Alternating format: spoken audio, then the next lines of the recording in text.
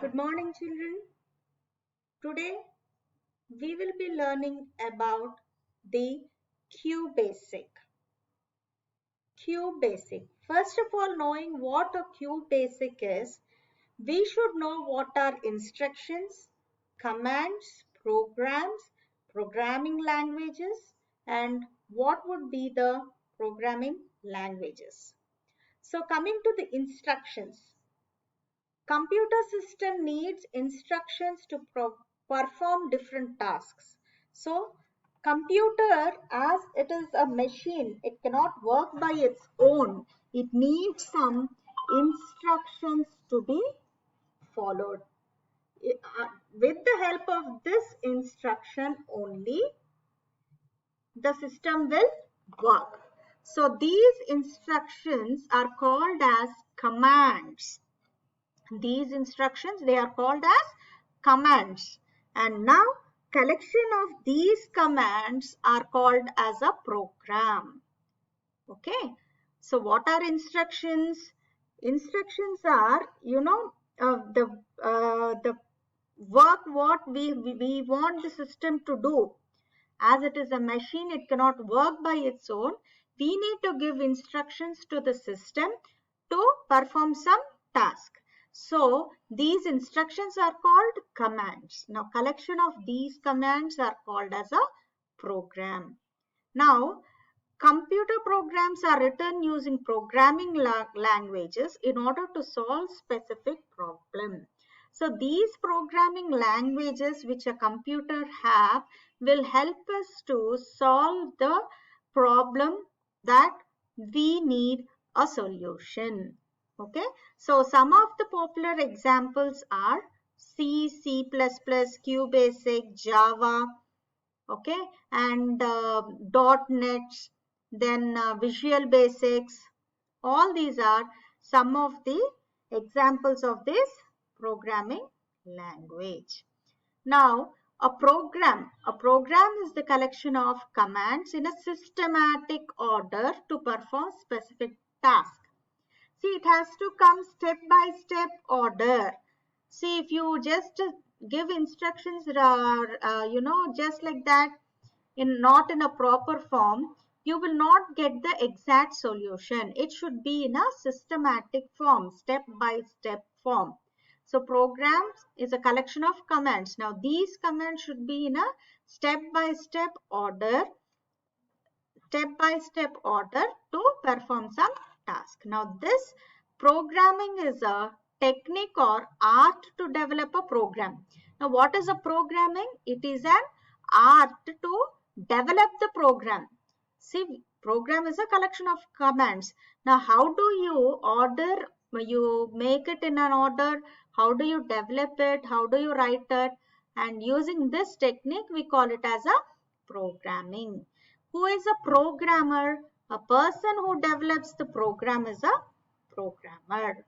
A person who develops the program is a programmer. These programmers use programming tools for writing the programming language. These programmers use programming tools for writing the programming language.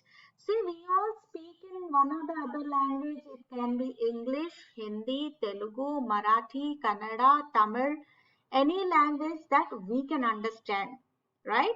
So in the same way, the computer cannot understand our language. So there will be a programming language for the system where it will be in the binary order, binary numbers, and that is called as a programming language. So for writing this programming language, we use some programming tools which are algorithms and flowcharts. They are called as algorithms and flowcharts. These are the programming tools used by the programmer to write the programming language. Algorithm and flowchart are the programming tools used by the programmer to write a programming language. Now, for suppose, let us think we want to make a cup of a tea. Okay, we want to make a cup of a tea. So what actually is the process to make a cup of a tea? First, fetch utensils and the ingredients. You just have to make an arrangements of the utensils and the ingredients. Then boil water in the kettle. Make tea in the pot. Add tea, milk and sugar to the cup. Now give the cup of tea to the user. So these are the step-by-step procedure. These are the step-by-step procedure to make a cup of tea. To make a cup of tea. Okay. Now these steps also have some more steps included. Come, let us see. Fetch utensils and ingredients. You have to get the cup, get the kettle, get the tea, get the milk and gather the sugar. You have to arrange all these, put it together. Next, boiling water in kettle. First, you have to empty the kettle, fill the kettle in water, switch the kettle on, wait until the kettle boils. Until the water is boiled, then only you can add tea powder into it. Now, make tea. Put tea in the pot, put boiling water in the pot, wait for 2 minutes. Then add tea, milk, sugar, put milk in the cup, pour tea in the cup, put 1 sugar clump, then stir the tea and give the cup of tea. So these are the step-by-step process.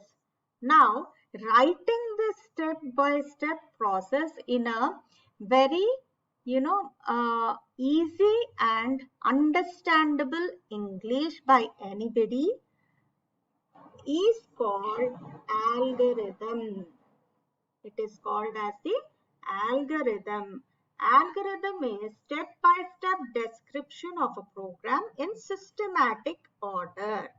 Algorithm is step-by-step description of a program in a systematic order. That is called as the algorithm. It will be in a easy English. As soon as you see this, you have known how to make a cup of tea. Yes? So, algorithm should be that easy. Now, what are the rules for a algorithm? It should have an input, it should have an output, definite, effective, finite, and correct. What is input?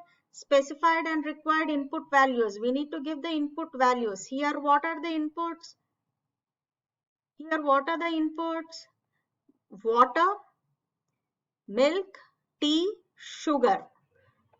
Outcome values. What is output? Outcome values or solution of a problem.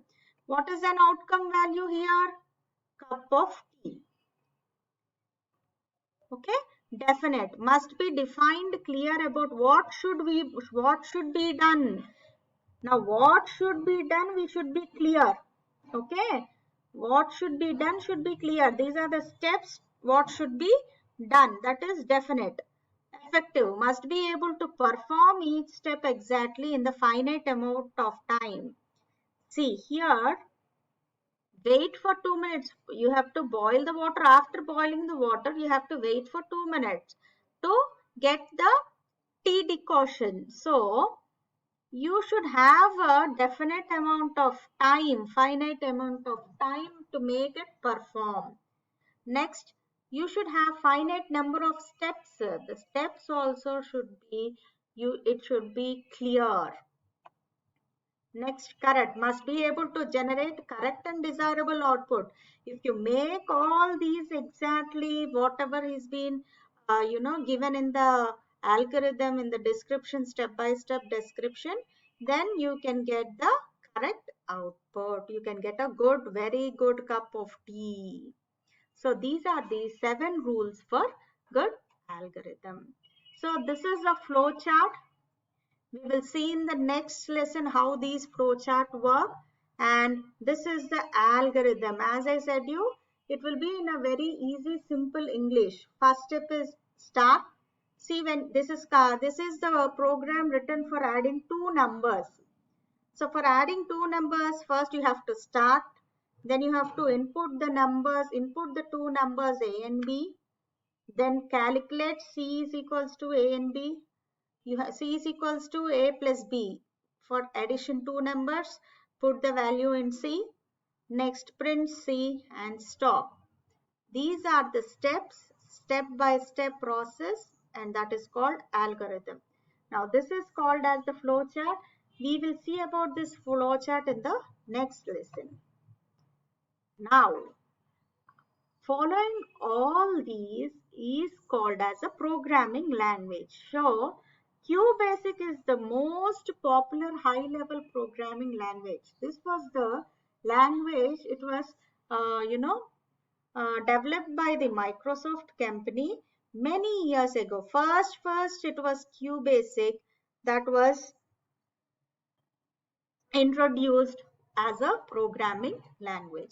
What is a Qbasic? What is the full form of Qbasic? It is quick, beginners, all-purpose, symbolic, instruction, code. What is Qbasic? Quick, beginners, all-purpose, symbolic, instruction, code. This Qbasic consists of two files, which is an executable file and the other one is a help file. This help file is used for editing, debugging and executing the program.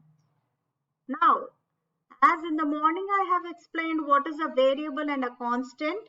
So constant is the value that does not change during the program execution, and variable is the value may change during the program execution. As I have told you with the examples I have shown you here, by sharing the Word document, I have given you the example. So that is a constant and the variable. Constant is the value that does not change. Variable, the value may change. There are two types of variables: numeric constant or variable, or string constant or variable. So with this we have finished the Qbasic lesson. We'll see the uh, types of operators in the next class. That is all for today. Bye bye.